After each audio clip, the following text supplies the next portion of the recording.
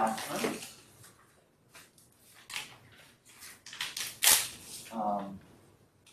So this Thursday,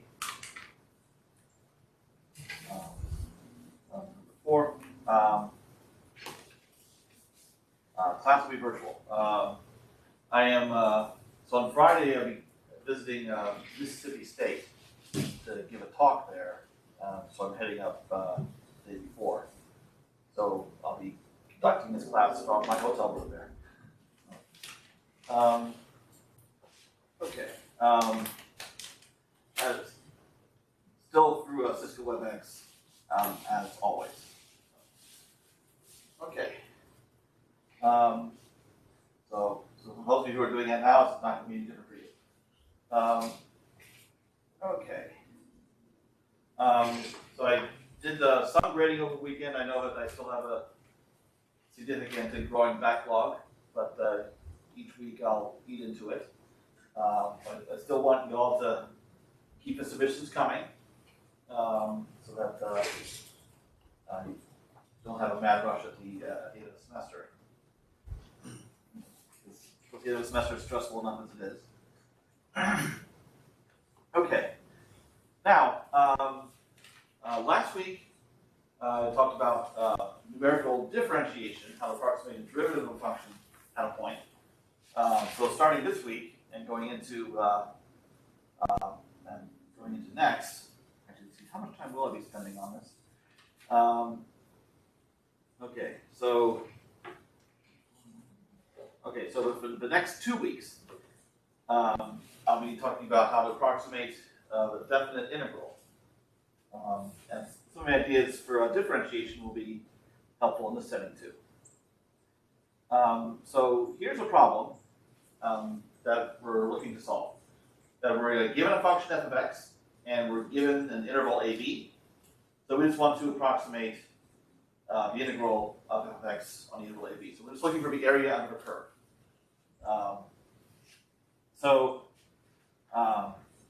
Now, of course, we all learned how to integrate in calculus 2, and learned quite a few techniques there. But those techniques, the integration by parts, partial fractions, etc., they're all quite limited. It would be very easy to make up a function that you would not know how to integrate. Even some that are quite simple. For example, a Gaussian function, e to the minus x squared. All of your anti-differentiation techniques will not help you with that one. That's a very important function. Because its integral is used in many situations. Now, just as there's software that carries out symbolic differentiation, like Mathematica or Maple, they can do integrals also. So they have programmed into them all the integration techniques that you learn in calculus and several more advanced ones. But again, even if it can work out the integral, if it's a definite integral you want, it's not very efficient. You can get an excellent approximation of the area under the curve using just the evaluation of your function, your integrand f of x, at a few select points. It would take far less time than software that would try to replicate what a human being can do from recognizing, oh, I can make this U-Substitution, or I can use integration by parts in this manner to carry the antiderivative. So numerical integration is much more efficient. That's one thing. And here's another example of like I mentioned, a Gaussian function as an integral that cannot be worked out. Also, what if you want to compute the arc length of a given curve? So even if f of x is an easy function to integrate, this expression, square root of 1 plus f prime squared, that is generally very difficult. And it's kind of funny when I teach about arc length in calculus, and I assign problems, or there's problems in a textbook, for evaluating these kind of integrals, these problems always come up with contrived functions for which this expression happens to be easy to work out. Yes. And it's kind of silly, to be honest. Okay, so that's another reason. And yet another reason that I should mention here, that I did mention when it came to derivatives, but it also applies here. Well,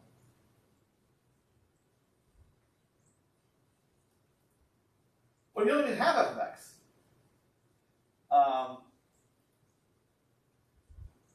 Maybe you only have a vector of values to select points. In fact, this comes up often, and in fact, recently in my research, I have values of some function f at equally spaced points in the grid, and I use that to approximate the integral from the left endpoint to the right endpoint. So there's all these techniques are useless in that case.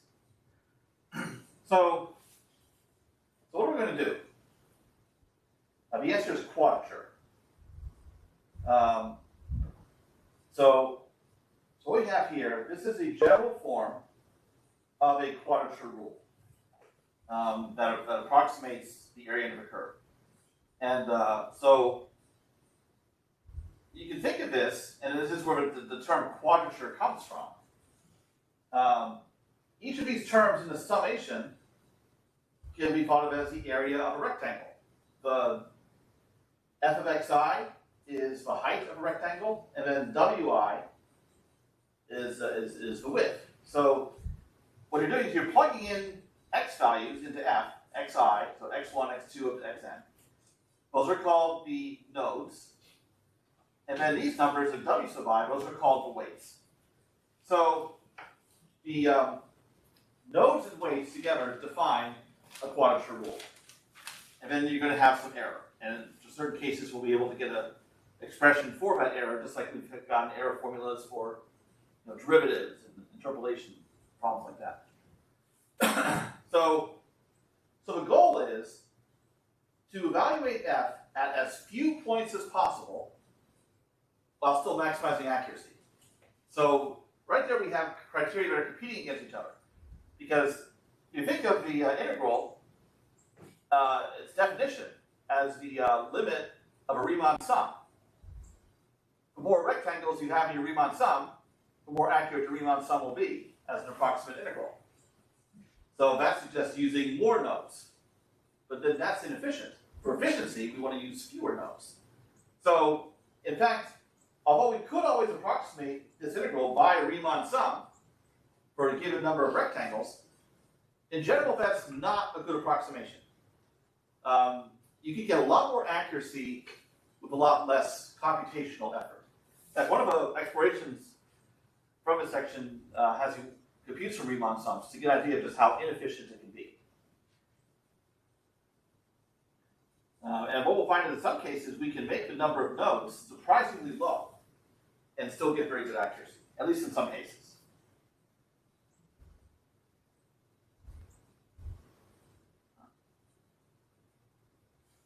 So how do we choose the nodes and weights? Now,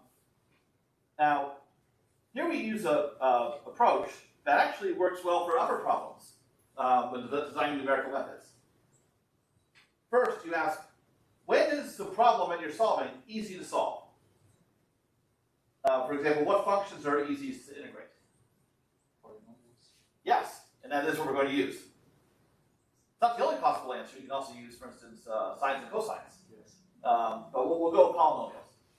And then once you, and having established that, how can you approximate the integral of a general function using easy functions? Well, it turns out we know the answer to that because it's what was covered previously. We can approximate a given function f of x using a polynomial by polynomial interpolation. So this leads to a particular type of quadrature rule called interpolatory quadrature. So not all quadrature rules are interpolatory, but for the most part, that's what we'll be dealing with. So the idea is, suppose you've chosen the nodes. So as far as how to choose the nodes, we'll get to that later. But once you have them, what you can do is approximate your integral by the integral of the interpolating polynomial.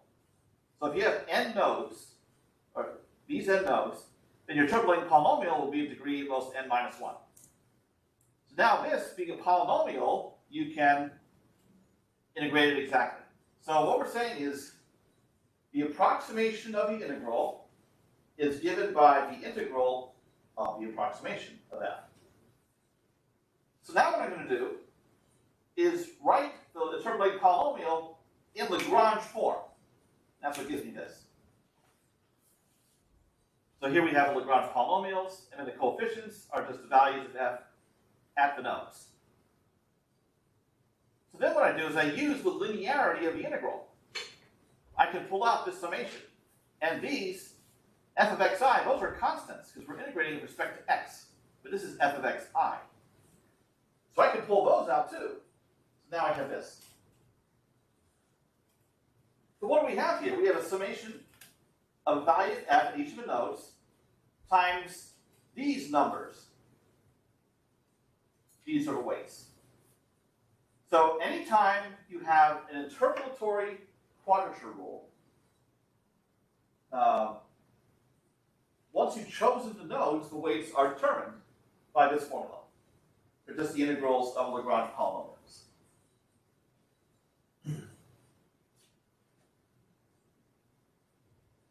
Now, I want to make a parallel between what you've just seen here and what we saw with numerical differentiation using Lagrange polynomials. Because with derivatives, you also have a linear combination of values of f. And the coefficients in that case were the derivatives of Lagrange polynomials at x0, which is where you wanted the derivative. So, and here, you're taking a linear combination of values of f, and the coefficients are the integrals of Lagrange polynomials. In other words, when you have a linear entity you want to compute, a derivative, an integral, and you want to express it in terms of a linear combination of values of your function f, how do you get the coefficients? The answer is, whatever problem you're trying to solve, taking a derivative at x0, or integrating from over the interval ab, you solve that problem on the Lagrange polynomial. So that applies for both derivatives and integrals. And both give you the coefficients in your linear combination. So it's important to see how it really is the same process. But it's because derivatives and integrals have linearity.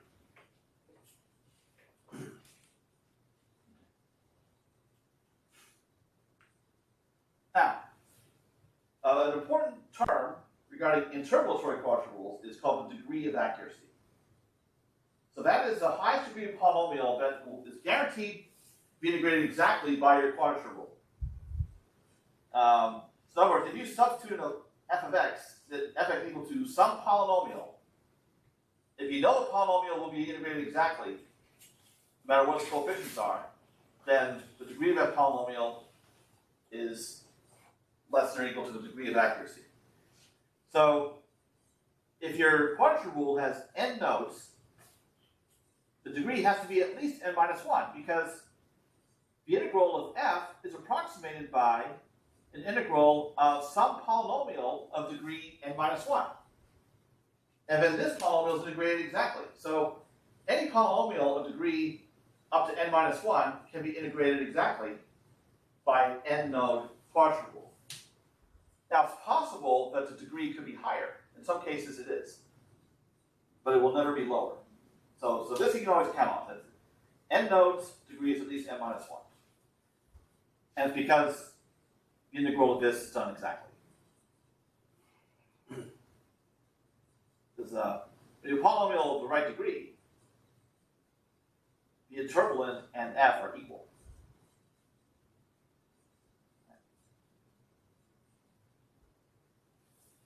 Now, one problem that can happen though with interpolatory rules, you cannot be guaranteed that the weights are positive. It's important that the weights are positive. If not, then the quadrature rule is numerically unstable. If you consider a Riemann sum, that technically is a quadrature rule. and the weights are just differences of x values. They're always positive. So Riemann sum, while not a very accurate approximation, is at least numerically stable. But we're going to see some cases where the weights turn out, you end up getting some negative weights, and which is it could end up, even if you're using a large number of nodes, you think if the number of nodes n is large, that your approximate integral should be accurate. But it turns out that's not even necessarily true. And that's something I'll get into more later. But for now, the thing keep in mind is that the weights ought to be positive. And in some cases, that can be guaranteed.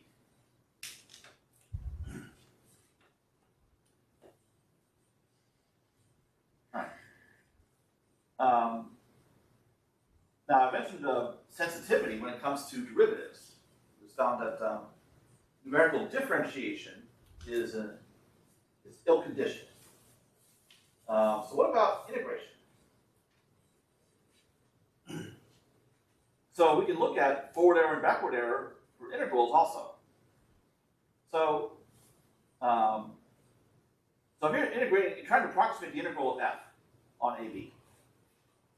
And if the approximate integral of f is the exact integral of a nearby function, that's the assumption behind backward error analysis, then here's our forward error. So it's the integral of f minus the integral of the approximate f.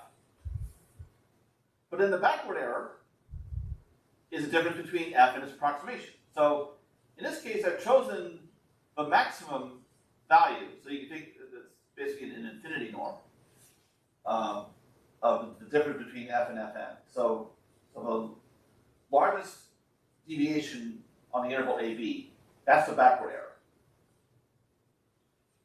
So now that I have a notion of forward error and backward error, because remember, forward error is the error in whatever we're trying to compute. We're trying to approximate the integral of f. And since the approximation is the integral of fn, the exact integral of a nearby function, the difference between these is a backward error. So now we can try to get the condition number. The condition number calls the forward error, absolute value of forward error divided by backward error.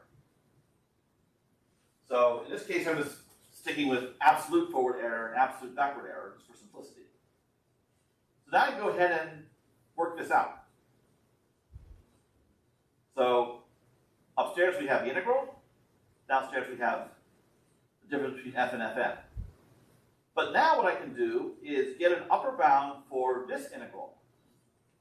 So the absolute value of an integral is less than or equal to the integral of the absolute value. But then the integral of this is less than or equal to the maximum value of this on AB times the width of the interval, b minus a. But now these cancel out. So the absolute condition number turns out to be bounded above by b minus a. Notice that it only depends on the size of the interval. There's no indication of dependence on how many quadrature nodes you're using or anything like that. So the condition number, especially if the interval AB is small, is low. So we can say that numerical integration is, or just probably computing integrals really, it's not even numerical integration, is well conditioned. Actually, I can leave numerical because remember, conditioning is a property of a problem, not the method used to solve it. So, so trying to approximate an integral, that's a well-conditioned problem. Which makes sense because the opposite of, so the inverse problem of integration is differentiation. Now it's established previously to be ill-conditioned. So when you have a problem that is ill-conditioned, its inverse is well-conditioned and vice versa.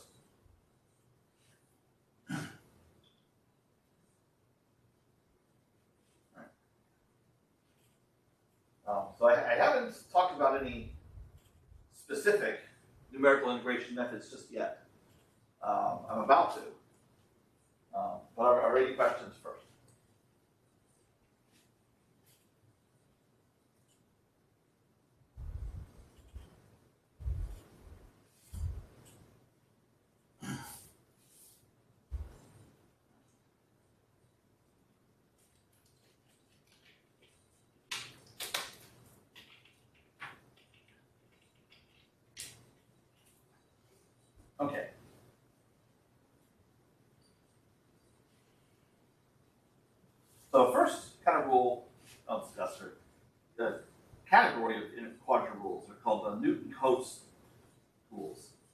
funny thing about Newton-Cotes rules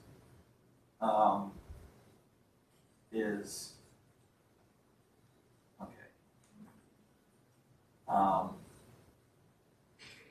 and something I'm looking up as we speak in another window. It doesn't really mention on the Wikipedia page. I was hoping it would. Okay. They were actually invented by Cotes, Roger Cotes, and mostly didn't mention anything about why they were also named after Newton.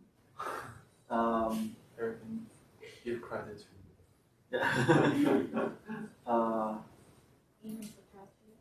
Yeah. It says here about Cotes, he was regarded as one of the few British mathematicians capable of following the powerful work of Sir Isaac Newton. When he passed away, Cotes died young, died at the age of 33. And Newton said, if he had lived, we would have known something. That's quite a compliment, especially considering the source.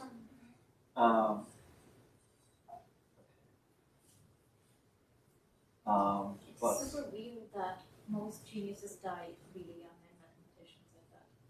Yeah, Galois. Yeah. Yes. Yeah. Ego, Had to get into a duel. Ramanujan. Who? Ramanujan. Oh, yeah. Also died. He was in his 30s, I guess? 38. Yeah. Riemann only lived to be 40. Wow. Yeah. Abel died at 27. Niels Abel. What? Niels Abel died at 27. Oh, really? Yeah. Dang. And I thought it was only rock stars that died at 27. I'm older than that.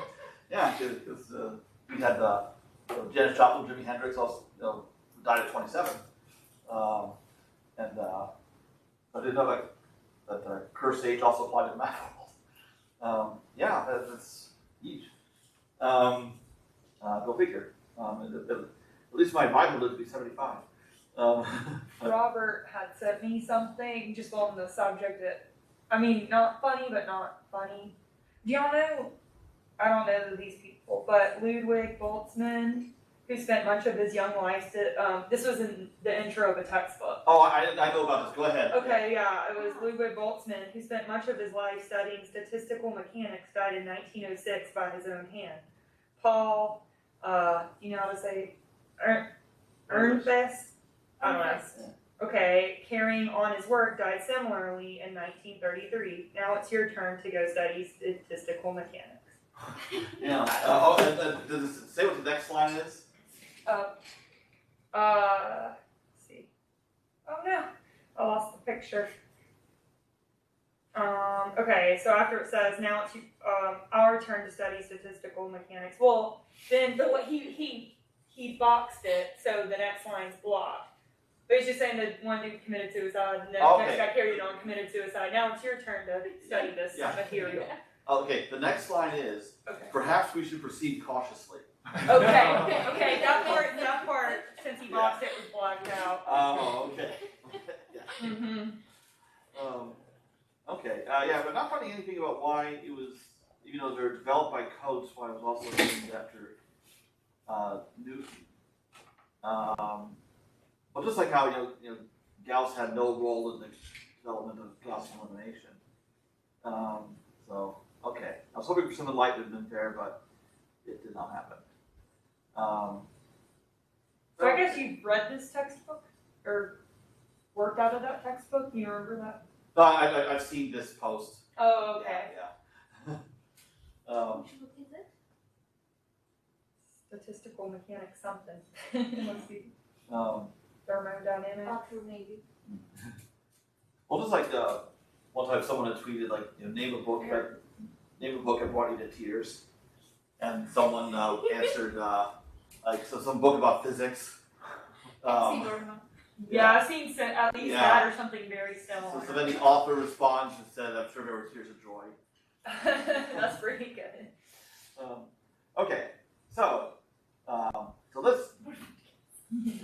Let's see what's up with Cotes rules. I think it should be called, but okay. quadrature nodes. These are interpolatory quadrature rules, and the nodes are equally spaced within the interval AB. So there are two types. Closed rules means that A and B are among the nodes, and then there's open rules where A and B are not included among the nodes. So I'll just list a few Newton-Cotes rules of low degree that are very often used. So the first one, simplest one, is the midpoint rule. So all you're doing is you're approximating your integral of f by the value of f at the midpoint of the interval AB.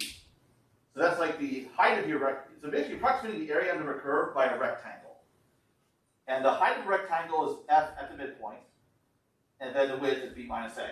So we only have one node, a plus b over 2, so that's x1.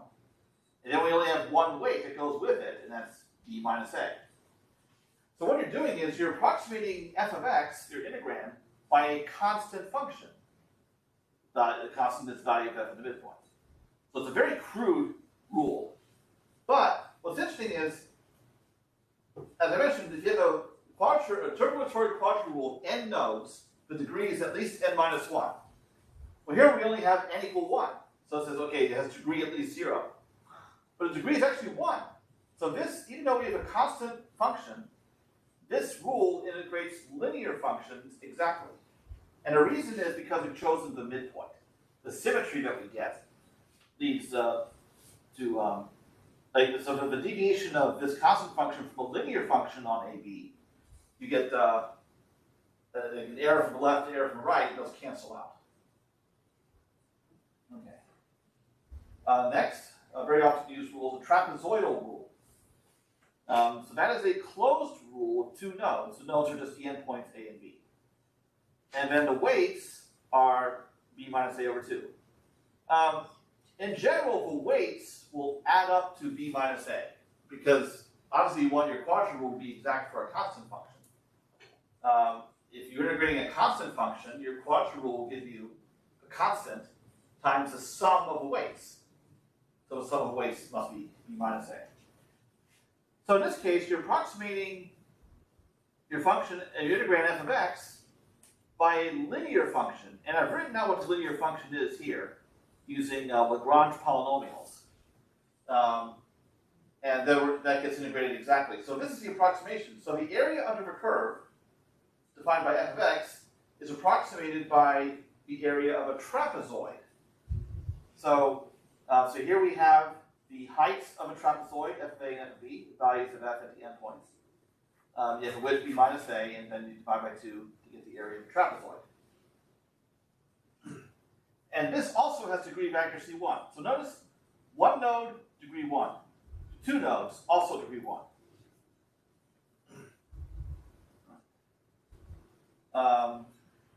And then here we have a 3-node rule, Simpson's rule. So here we use all the nodes from the previous cases, A, B, and the midpoint. And notice the weights. The weights are they're not equal. So the weight for f of a and f of b is b minus a over 6. Whereas for f at the midpoint, the weight is 4 times b minus a over 6. So you could think of Simpson's rule as a convex combination of the trapezoidal rule and the midpoint rule. It's like it's 2/3 times the midpoint and then 1/3 trapezoidal, and that gives you Simpson's rule.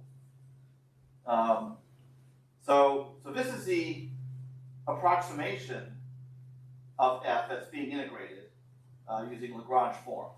So if you were to actually integrate these Lagrange polynomials, these 3, then you would get these weights, b minus a over 6, 2/3 b minus a, and then b minus a over 6 again. Here we have 3 nodes, and it's degree 3. A 3-node rule is guaranteed to have degree at least 2, but at least it's 1 more. So this, your quadratic approximation of f will integrate functions of the cubics exactly. So these are the 3 most widely used Newton-Cotes rules. So if you are low degree, generally been used in what are called composite rules, which is what I'll talk about on Thursday.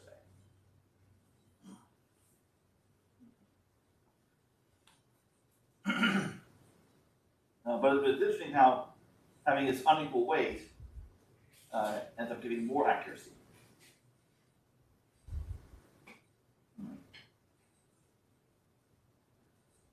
But now the question is, how accurate are these? How can we evaluate their accuracy?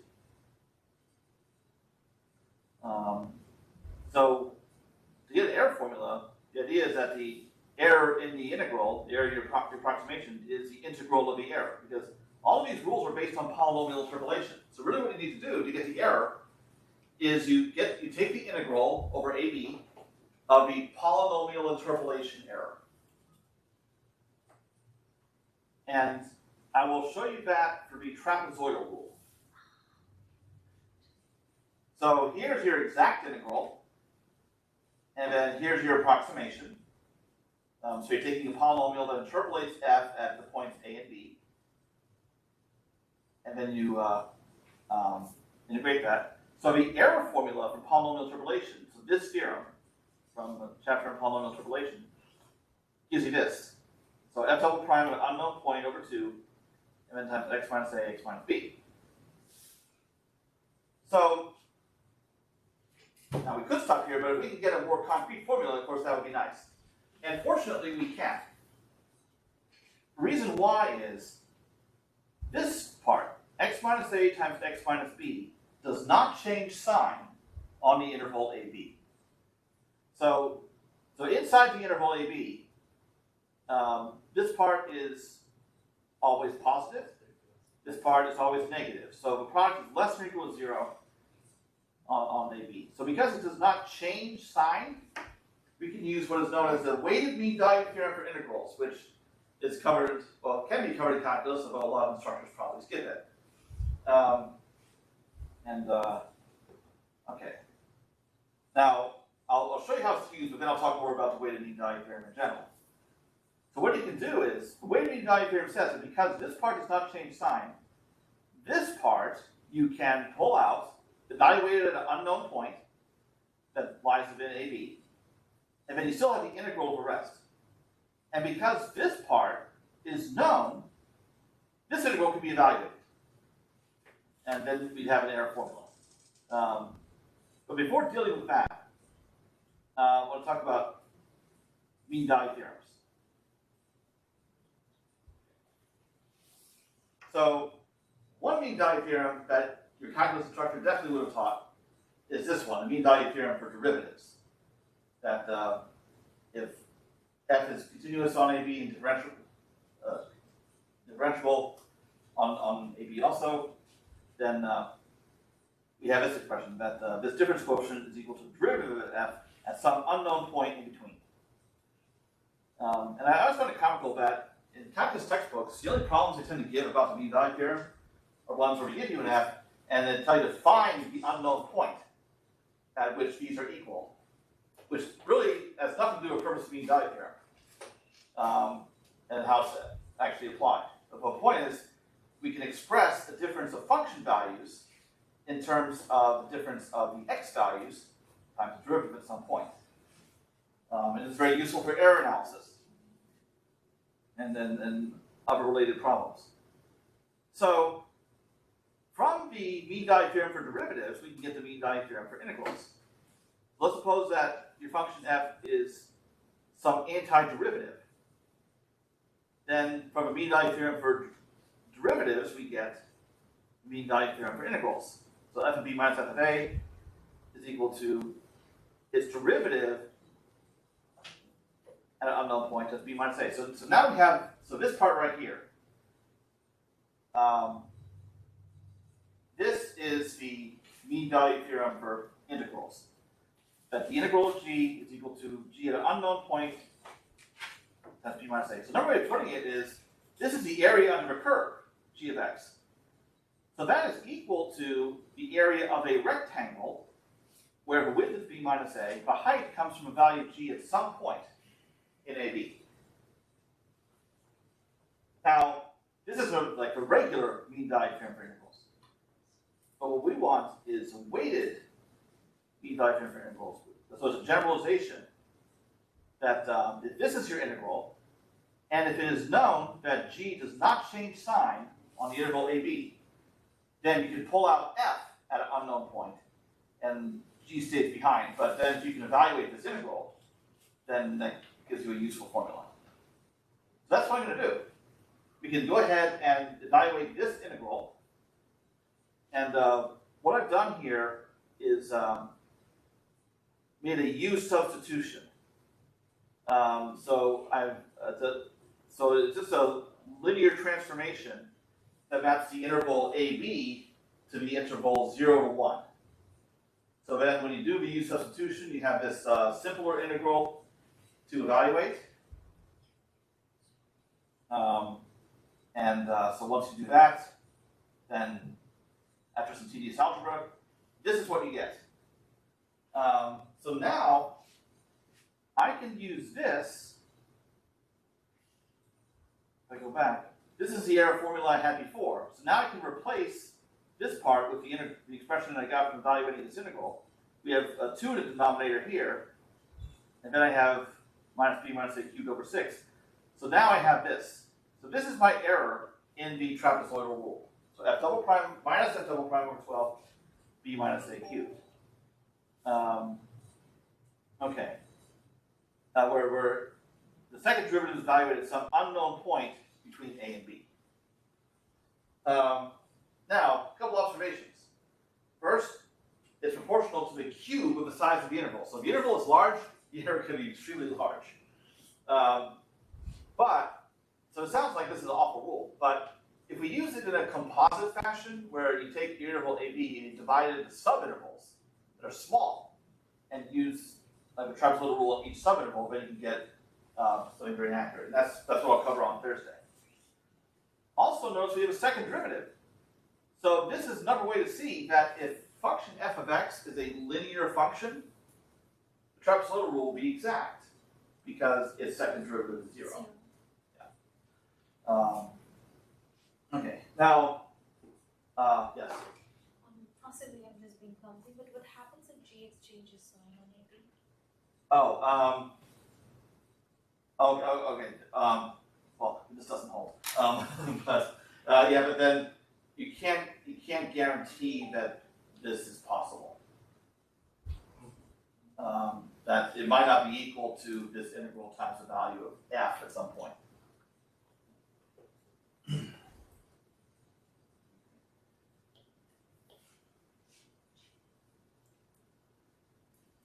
And one time when I was teaching calculus, I threw my students for a loop.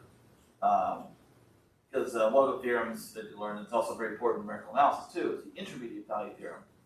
That states that if f is continuous on a closed interval AB, then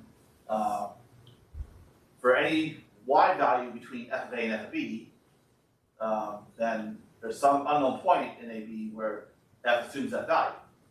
So then I ask my students, well, what if we change the assumption that instead of f being continuous on the closed interval AB, if you only know that it's continuous on the open interval AB, so then the intermediate value theorem conclusion would no longer hold.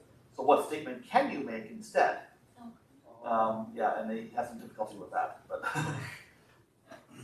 How would it change? So if it's continuous on open interval AB, we cannot guarantee there is a point between A and B. So instead of looking at values between f of a and f of b, you look at the appropriate one-sided limits. So the right-hand limit as x approaches a, and left side and D. So then you can use those values, those limits, in place. And because when f is assumed that continuous on the closed interval, those equal f of a and f of b. Okay, I'm understanding. Okay. Because then in that case it will be just kind of approaching that. Yes. It never quite reaches that by definition. Right. Yeah. Now the unfortunate thing is I've shown you how to get an error formula for trapezoidal rule, it turns out that the same approach cannot be used with the midpoint and Simpson's rule, and the reason why is when you get the interpolation error, you get an expression like this, but it does change sign. So for instance, for the midpoint rule, you would have x minus the midpoint. And that does change sign on AB. So we're actually, in the book, I have a proof worked out for a midpoint rule using a very different approach, which is based on what I saw in a number book for Simpson's rule. And similar approach can be used there. It's really a pain. So I won't do it here. Actually, one approach that does work also is to use the Newton form of the interpolating polynomial, where instead of having this higher order derivative, you have divided difference. And using derivatives of divided differences, which I've not gotten into, you can get the error formula that way. But I'll tell you what the error formulas are. So what's interesting is for midpoint, the error is less. So a factor of minus 1/2 times the error of a trapezoidal rule. Even though the midpoint rule uses only one node and this uses two. But it's proportional to b minus a cubed again. And then for Simpson's rule, we have a fourth derivative, and b minus a over 2 raised to the fifth power. But this again shows that Simpson's rule is exact for polynomials up to degree 3, because for such functions, fourth derivative is 0. Okay. So when we see composite versions of these rules, then these error formulas will help us obtain error formulas for the composite versions. Okay. Now, you see that I've only covered Newton-Cotes rules in very low degree, no more than 3 nodes.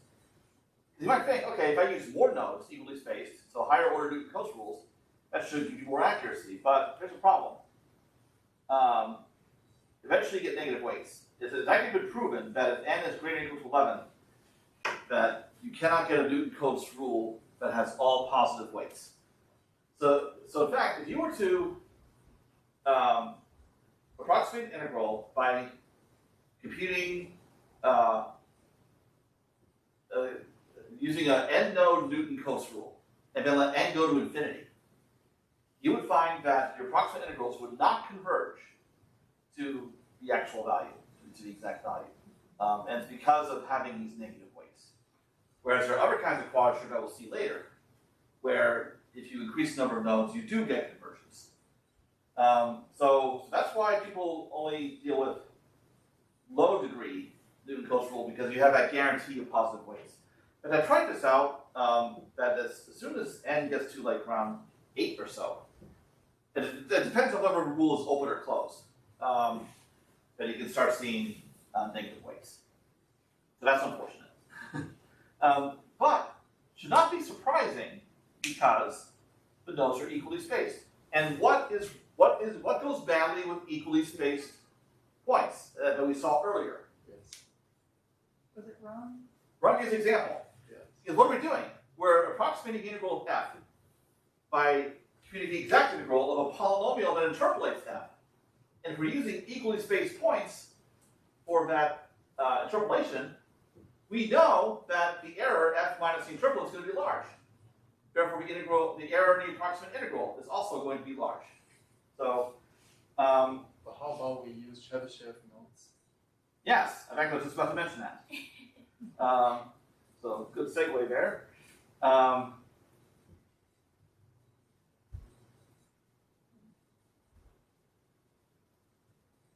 And this leads to a different family of rules that's called Clenshaw-Curtis quadrature rules. And yeah, these are quite popular because they're quite numerically stable. So you can just define an n-node Clenshaw-Curtis rule that uses n Chebyshev points, and if you let n go to infinity, you will find that the approximate integral really does converge to the exact. That's something that can be proven. Because guaranteed to have positive weights.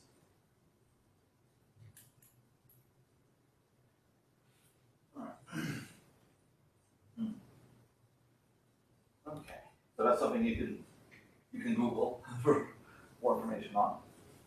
Okay.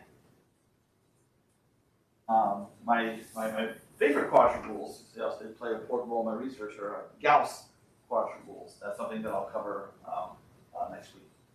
Also guaranteed to have positive weights. Okay.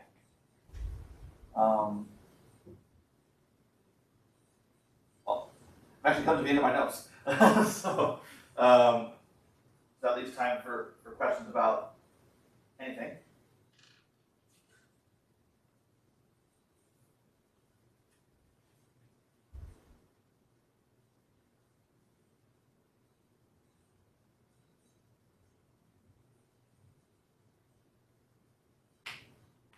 Homework's going swimmingly,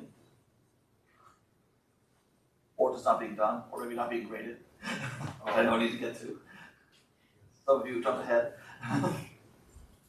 I recently, I think it was yesterday, but I posted the next homework. I think it's number 7.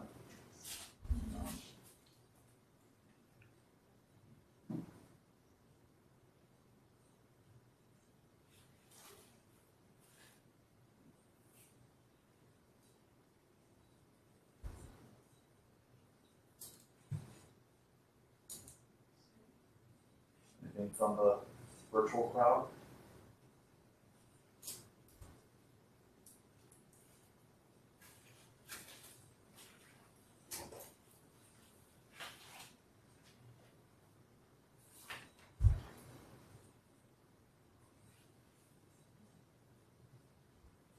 Okay, fine, scram. Well, stick around if anyone has any questions.